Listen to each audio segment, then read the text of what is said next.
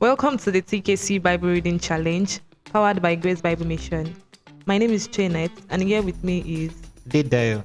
Today we'll be reading Leviticus chapter 7 to 10.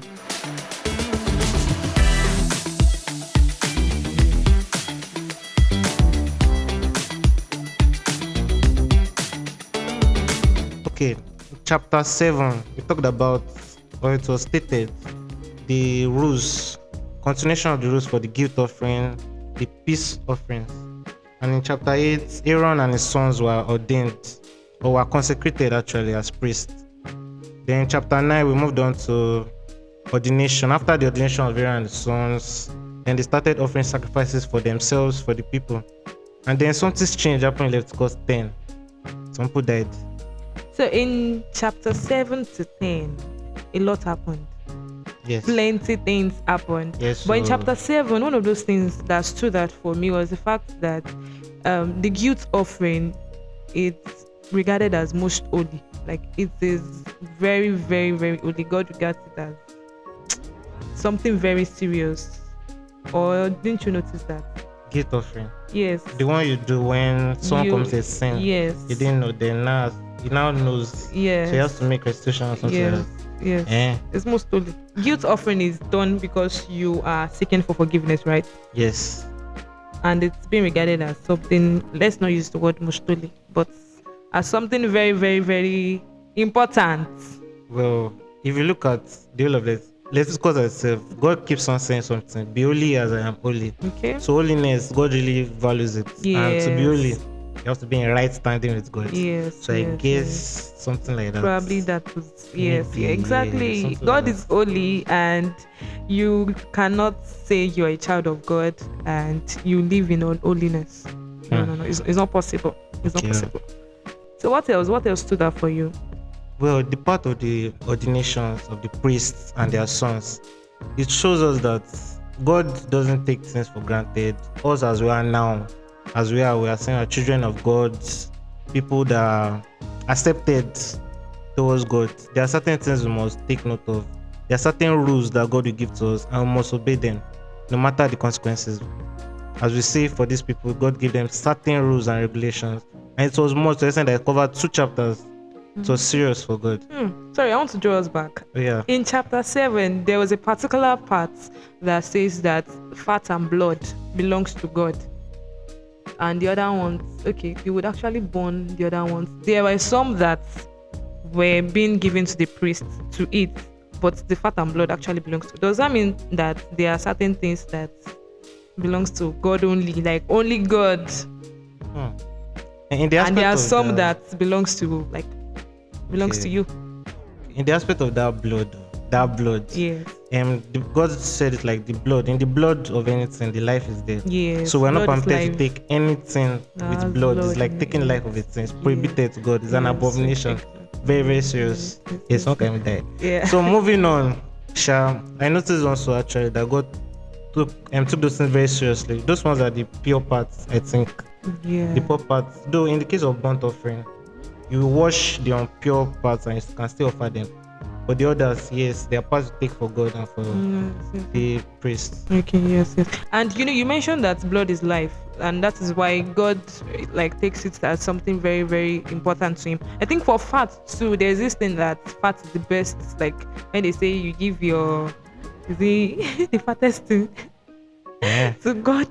So it's just like giving the best to God. So when they say you give the fat to God.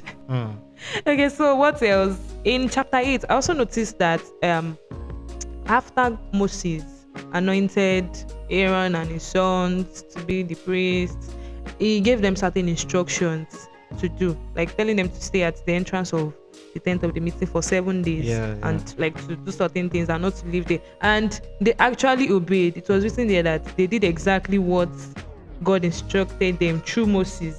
Yes. Does that not teach us something? It doesn't. I think it does. yes. It does actually. It does. It teaches us a lot of things. Be careful how you behave.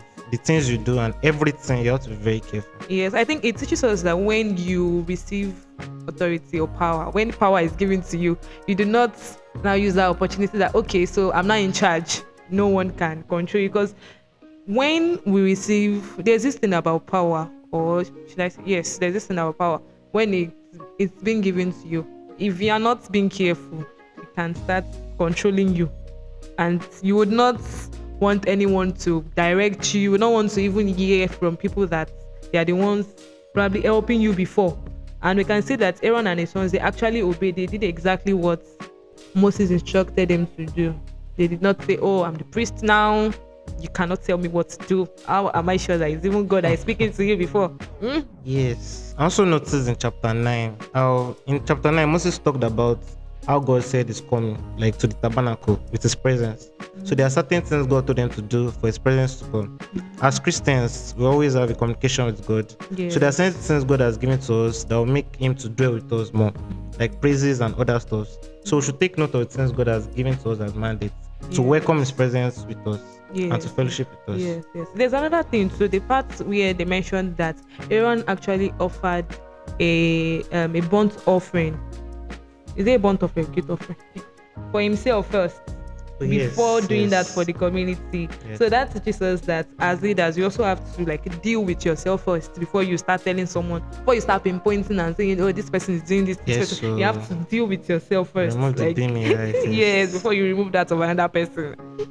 And we also saw that towards the latter end of that part, they said the people rejoiced, like they were happy when they were amazed, they shouted and they bowed because down. they saw the glory of God coming down, and it was because everybody they don't bore you. Yes, so that teaches us a lot. So it teaches us that when we do things according to God's way, we would actually receive the expected results. Yes, obedience precedes presence. Yes. When God tells you do this thing, do it this way, you have to do it. That's the only way for you to get the results that you want. Yes. Chapter 10, something happened. What happened? Nadab and Abihu. Yeah. When I read that part, I was like, what happened to these people? Like, what came over them? Like, why? Why would they do such? I'm not questioning it. Why did God just kill them like that? Was it a mistake or was it intentional? I think it was intentional. They did it intentionally. I think it was intentional. How? Because they are in charge now. Their father is the head priest, so they also have power. So they feel like they can do and undo. It's true, Sha. Yes, I feel like it was intentional, and their father was not aware. Yes. Because if their father was actually aware of that, it wouldn't have allowed them to do it. Yes, we should be careful of errors. Yes. The closer to God, the higher the accountability. 100.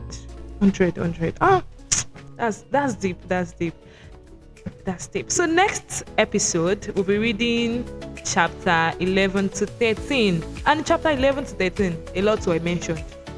In that chapter, it was mentioned things that are regarded as being clean and those ones that were regarded as being unclean. So read it. We'll meet in the next episode. Bye. Bye-bye.